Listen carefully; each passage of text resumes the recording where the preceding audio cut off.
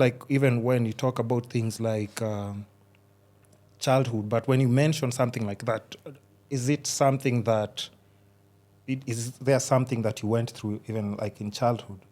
Everything that went through, losing my grandmother, losing family members, I just never dealt with anything. I was bullied in school. Are you the tallest kids in school? I was. No way. No way. There was 1 year where there was somebody who was taller than me. But majority of my life in school, I was like the tallest person. That's what I'm saying. But then I was bullied. And explain. And this is when... Because if we go to the staff room, by there, even if I'm the one who's bullying you, I'll be like, yo, teacher, by there, come on. This guy has just been beating me up like for the last... There's no way they'll believe it. Now, look, that's now where this story takes a turn. It wasn't a dude who was doing this to me. It was a chick. No way. And she wasn't physically beating me. It was mental.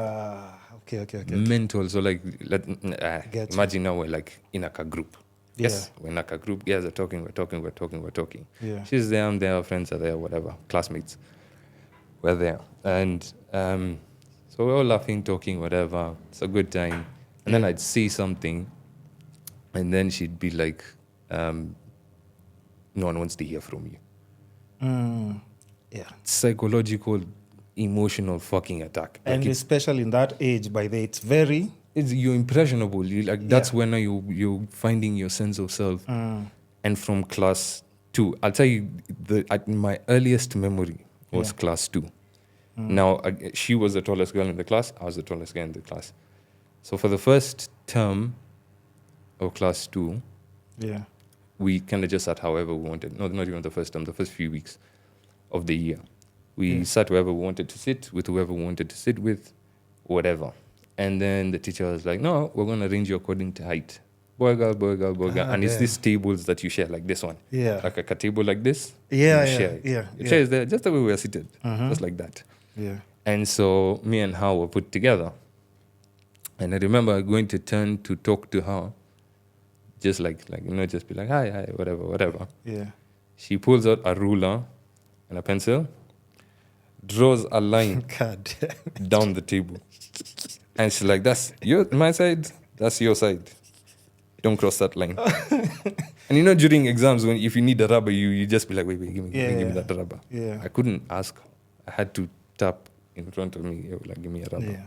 Don't have mine or whatever. And that continued from class 2 all the way to Form 1 when she left. What? And so now I had to deal with that. So I had zero confidence. I hated my height. The way you're seeing me standing up backstage, chest out, chin up. Yeah. That took a lot of work. Now again, those 6 years of building not even 6 years, when I now started getting into uni. Yeah. And you find out mommy's like height. Yeah. That'd be like 6. That gives you back your confidence. But like... Yeah. Oh, but so now you growing up, you're not in a space where like now people are like, even just from the word go, they're like, yo, Mazi, your height, any. I hated standing out because every time I do something, she'd, like put me down or whatever.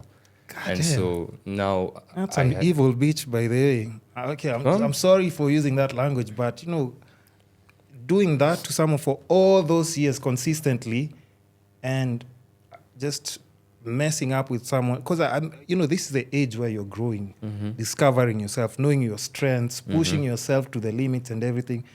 But you see, even the way you're saying it, it's not physical, but just mental. Which is even worse to me. Yeah. Because physical, you hit me, I'll heal. Yeah. When you mess with my psychology... It's horrible. It's horrible. I remember I asked her once. Yeah. The term was ending. We're done with Form 1, Term 2, I think. I remember I was like, I'm tired of this. So I went to her and I was like, yo. I was literally about to say her name then. But I don't want to say it. I don't want problems. Yeah. So I was like, yo, why do you hate me so much? Yeah. Like, why do you hate me so much? She just laughed and walked away. Mind you, she formed a whole group. Yeah. Formed a whole group of girls to hate me. Just like she wanted that, misery loves company. Yeah, yeah. So she formed a whole group of girls just to hate me. I remember there was one person, there was this person who, Form 1, let me begin the story properly. Yeah. Once upon a time.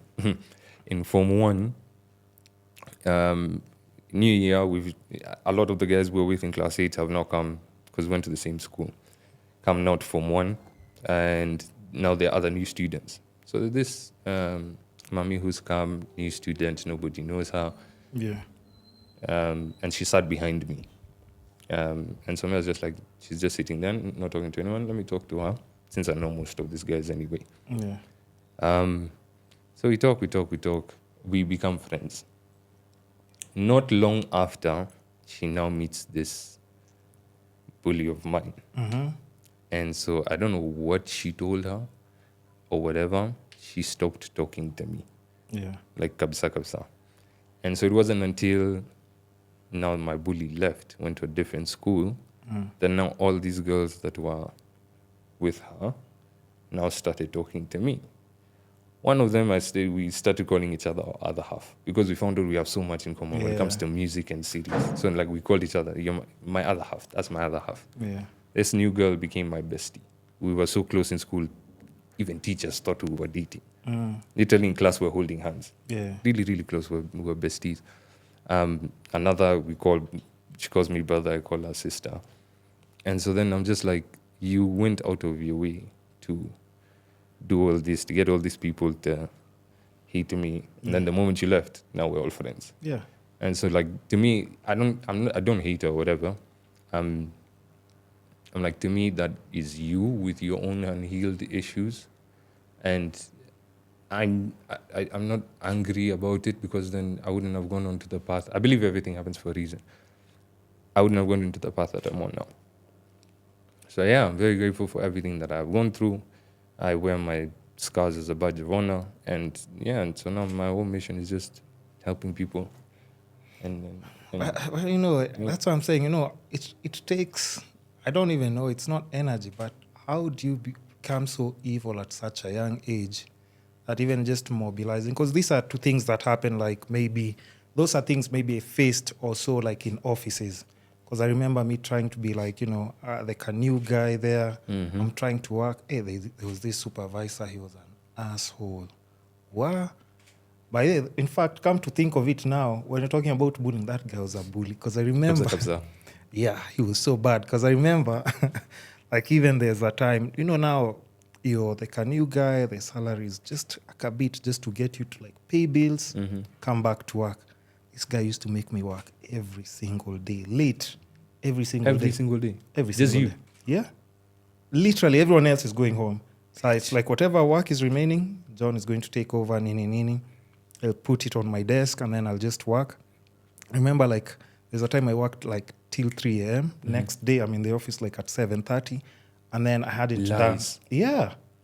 Yeah, I had it next day, 7:30. And then even the 7:30, I'm so tired. So I've missed out on some other 2 changes that I was doing and nini. And I remember he was just like, how comes you haven't finished this? You haven't done this and this? So me, I'm just like those ones, like I'm being respectful because this is the supervisor. But he was such a bully. Because those ones like, I'm talking to you.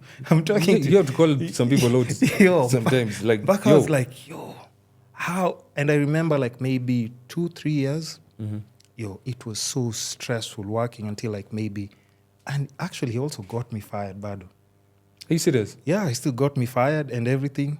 Oh. And it's crazy because like some few years later and stuff, now he got fired. And I remember him sending me a message like, do you know anywhere where they need like Nini? I'm like, you're the supervisor. You're the person who made me not even like step any ranks. Cost me my job. And first of all, like as a supervisor, I hope you made your networks and everything. Now you can be able to go to like a better place maybe because but he was such an evil person that he didn't even make connections so that in case shit goes down, you can call somebody, get another job. But thank God now, because I don't think I can even now function in offices just because of like that supervise. Yeah, let's call it trauma. I don't want to use the word trauma, but that was trauma. It is trauma. If it changes you to the point where you don't want anything to do with offices. I didn't. And now you can't. There is no way. Right now you tell me, and I'm always saying, even the only problem with offices, like, I cannot work. Okay, maybe I can work with people, but I cannot work with a supervisor who's stupid. like, and stupid, it's like he's not competent enough to tell me anything. You can see this person doesn't qualify to have this job. They're making more money, or even just work in a space where I can see this person is, and sorry to use the word dumb, but hey, there's some people here I've just been working with, and I'm like, why is this person getting paid like 5x again, and me, I'm getting, I can know. Getting much less. Yeah, I know I'm smarter than them. So I was like, this is not the space I want to be in. And that's why, like, now once I started, and the same way you've said, at times you have to go through some things so that they can build you. Because now after I left the office 8 to 5 thing, and I started pushing myself to doing things independently, I was like, look at where you are now. Yeah, I'm like, I'm so structured. I've figured so many different things out. And yeah, when you talk about like that, I think that's the only person that I can, and this is adulthood. You can only imagine. So now I can imagine at it being a kid and still going through your formative years and then being tortured mentally and emotionally. And this is worse because you're saying, fuck, it's a chick, by the way. Because you can't, if it's a dude, you hit me, I'm hitting you back. Yeah. We're fighting. 100%. We're fighting. Listen, we're squaring up. You square up, I'm squaring up. You hit me, I'm hitting you back. Self-defense, or whatever. So but that, if it's a mommy, you can't. I was never raised to be like that. Yeah. So like you can't just... You can't. You can't use your physical strength to overpower her. And even I think with that, nowadays I can't, like, let's say even if it's like a fling or relationship or something, I don't like people who are like, extra. You can be like manipulative kidogo, because relationships people like have like their two beefs here and there. But anytime I see someone who's trying to just fuck up with my head, because I'm always saying like the one thing about me is like, let's start with one, I'm a creative. So as a creative, the only thing I need to protect is your mind. My mind.